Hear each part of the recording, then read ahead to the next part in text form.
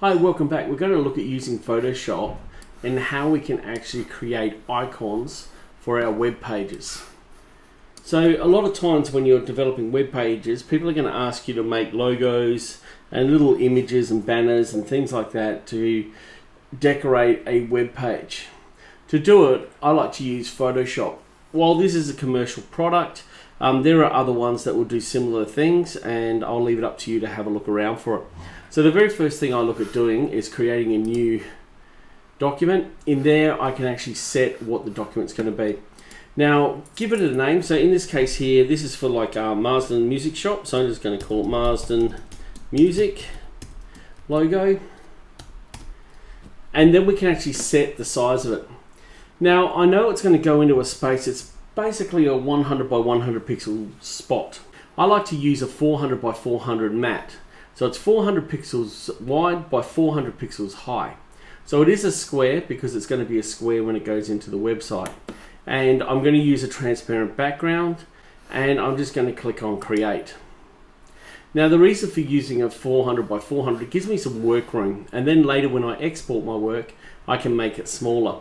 But working on a 100 pixel by 100 pixel mat is quite difficult and very blocky when you zoom in. Now because this is going to go on an image, I want a transparent background.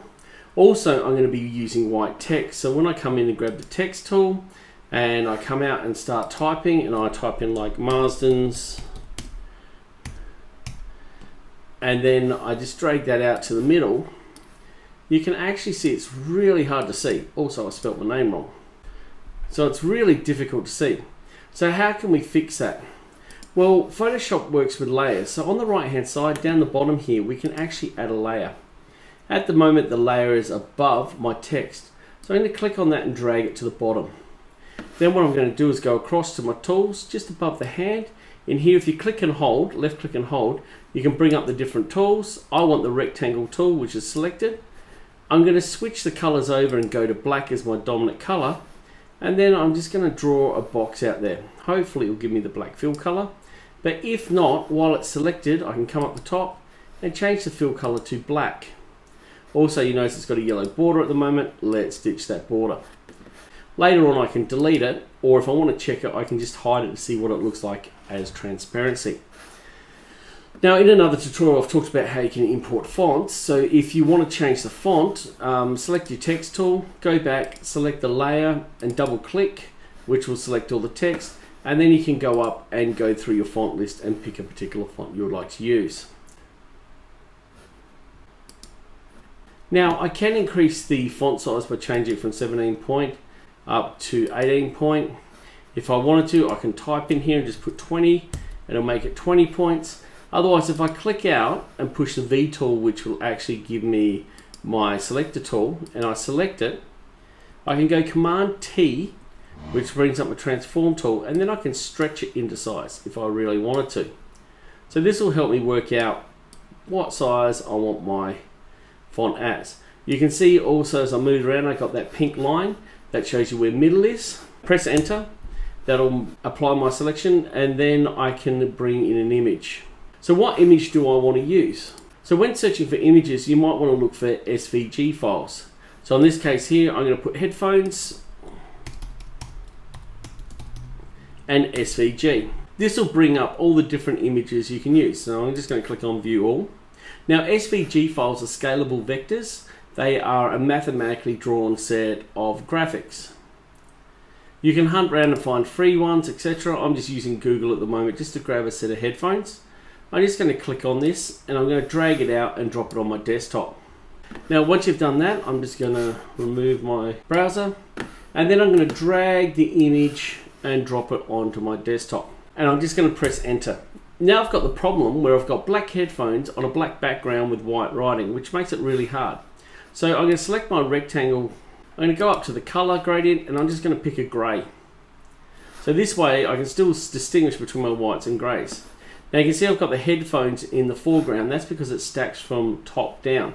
So this is the closest layer, middle layer, background layer. So if you want to swap them over, just click and drag, and then you can let them go.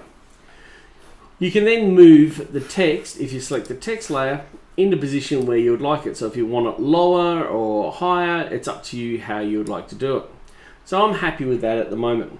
So what I'm going to do now is turn the grey background off, and this is what it looks like with a transparent background. So I'm happy with that. I'm just going to put the coloured background into the bin, and now I'm going to save it. So I'm going to go Command S, save it to my desktop, and I can save it as musical logo.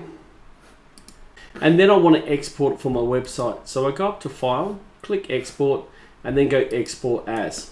In the Export As, this gives you all the different options. At the moment you can see it's 15.2 kilobytes in size, so it's very small. It has a width of 400 and a height of 400, and it has a scale at the moment of 100%. I know it has to fit in a division that is 100 high. So therefore I'm going to change the width to 100 and 100.